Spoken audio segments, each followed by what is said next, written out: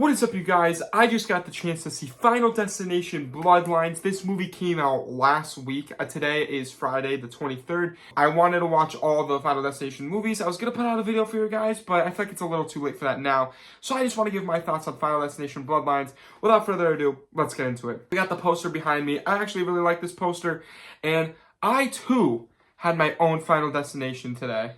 I received one of the worst haircuts of my life. Look at this bad boy. I asked for a slight trim, and this guy pulls out the razor. There's no curls in the back. My hair's short. Gives me a razor. There's no fluff in the top anymore. I got my widow's peak pulling out.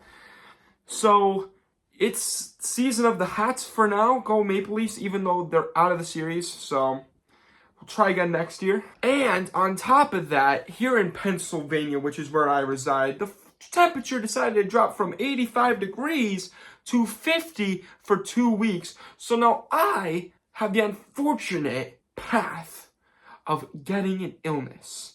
I don't know what this is. I think it's just a cold, but I keep sneezing. I'm sure you can hear it in my voice. So I'm Final Destination today, man. I'm feeling it. Okay, so getting into the movie, I'm going to keep it spoiler-free for you guys, of course, until I get to my spoiler section, which I'll talk minor spoilers. Getting into my spoiler-free thoughts, if you guys didn't know, I grew up watching these movies here and there. I mean, I didn't watch them fully. I mainly watched them for the kills, but I never really paid attention. I watched a lot of, like, YouTube, like, when, like, oh my god, like, the tanning scene, the log truck scene, the roller coaster, and I rewatched all of them for the first time in my life since I was like, the last one came out when I was 6 years old. So I mean, I probably watched them when I was like 10 or so. So I rewatched them to see what I thought of them. And I gotta say, going into this franchise, I think it was good. It has its hits, it has its misses. I think Final Destination 1 is very good and iconic. 2 has one of the scariest scenes with the log scene, which has a lot of representation in this movie.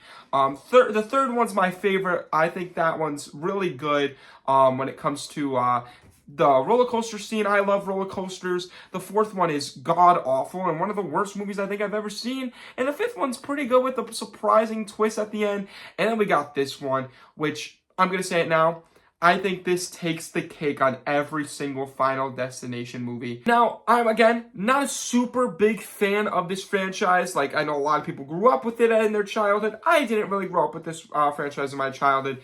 Again, like, just rewatched these all before seeing the movie, and I think this is honestly one of the best ones. Now, my theater experience was pretty rough. I sat in A row, literally A row, like the row A, which is right next to the screen, which if you don't know, is where like all the faces are really weird and wonky.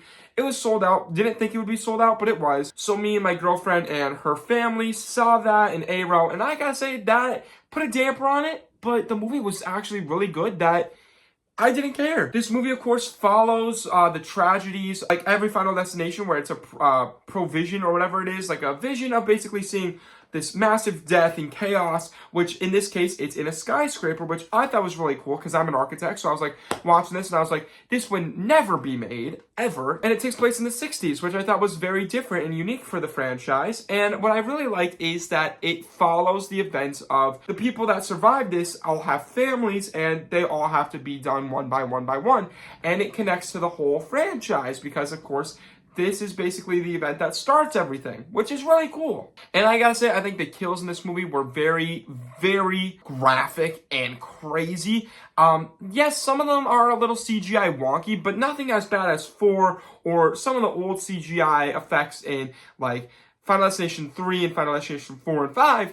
This actually pays it off really well, and I think the Final Destination movies are always really gray for some reason for me. Whenever I watch them, I'm like, why is it so gray or blue? This one is kind of just a modern-day film that I feel like has its moments where it's like gray or blue, but the deaths in this movie with the CGI aren't that bad. I think there's a few standout deaths within this movie, and one of them is the hospital death.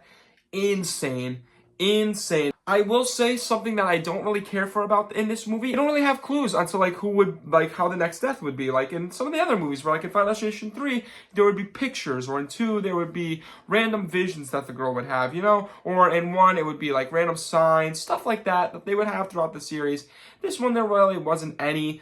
But they continued that idea where it was how in every other Final Destination movie is, explaining that it goes down by line in the order of the people's death. Since this all happened in the 60s, now we take place in modern day, it has to take place in the correction of death, basically going like, all right, the father was born, then he had a son, he had a daughter, so it goes one by one, basically erasing that correction. Basically, death is just the TVA correcting the timeline in the Marvel Cinematic Universe. That's all Final Destination is. It's just the TVA correcting itself. This movie is one of the longer Final Destination movies, and I will say sometimes it does feel that way. There are a lot of long pauses between the kills, and I know that's what everyone wants to see. They want to see the kills in this movie.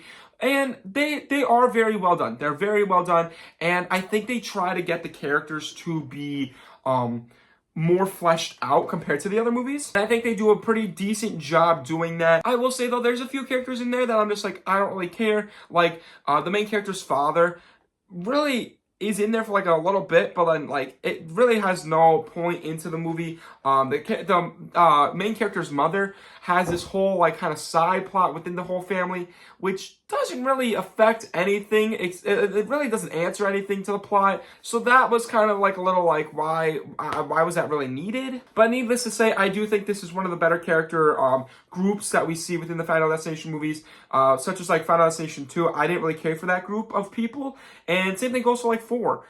Didn't really care for that group of people either. This one, you actually kind of do care for some of the characters. I think this movie is a very fun movie. It's very enjoyable. So a lot of the kills are going to make you either squirm or laugh.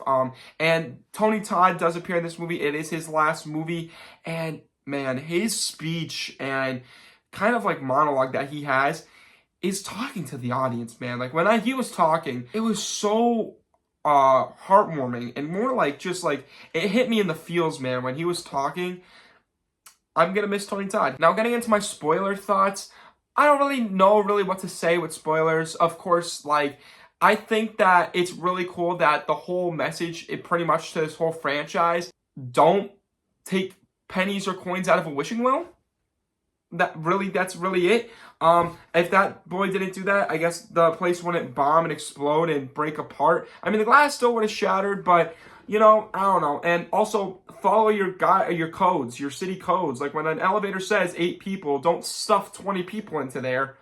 Like, come on. I really appreciated the fact that it kind of misdirected me with the trailer. Like it showed like the vision, and it showed her going like, stop, everyone has to stop. But I really like the fact that it goes from the vision right to the girl going like, oh my god, and like the main character being like, what was that? It was my grandmother. That was kind of cool. I didn't see that coming. I really appreciated that. The kills in this movie were great. Like I said, I think the few standout kills were definitely the hospital kill.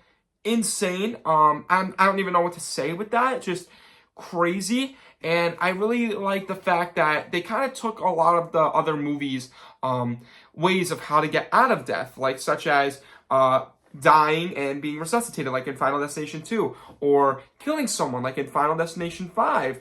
I kind of had all those pieces, and then I like how Tony Todd's character is just like, look, I did everything I could for everyone. I'm done. I'm next. I'm old. I'm out.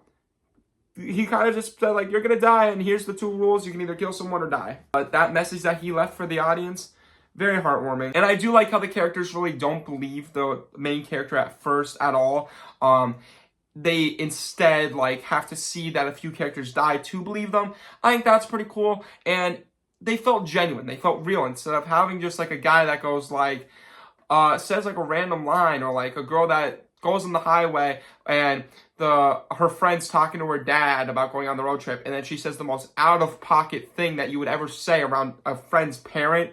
Stuff like that. Like, they were actual real characters that had real dialogue within this movie, and even if, like, some of the dialogue was a little, like, cliche, it still made sense. So overall, I'm going to stand by. I think this is the best of the franchise, and here are my overall thoughts. And with this, I'm going to give this movie an 81 out of 100. This currently is in third place of my top 10 of the year right now. I know a lot of movies switched around, so who knows? Maybe on rewatch this could be like dropped down. As of right now, it's an 81, and I'm going to stick by that. Thank you so much for watching today's video. I made it short and sweet. Hopefully, you guys like it. If you like it, make sure you like it. If you really like it, make sure you subscribe. And if you want to see future reviews like this, make sure you ring that bell in the description down below. With all that being said, thank you so much for watching. Moving it out. Peace.